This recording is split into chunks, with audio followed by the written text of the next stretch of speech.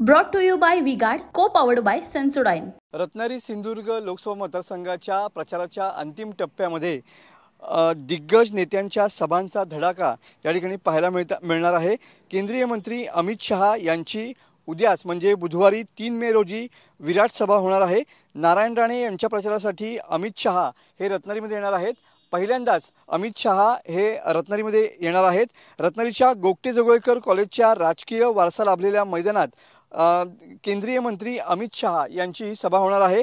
जवळपास 40 ते 50 हजार कार्यकर्ते या सभेला उपस्थित राहतील असा दावा जो आहे तो भाजपकडून या ठिकाणी केला जातो आहे। याच दिवशी म्हणजे बुधवारी तळ कोकणात उद्धव ठाकरे यांची तोफ राणेंच्या बालेकिल्ल्यात धडकणार आहे। उद्धव ठाकरे हे विनायक राऊत यांच्या प्रचारासाठी कणकवली इथं सायंकाळी सभा घेणार आहेत।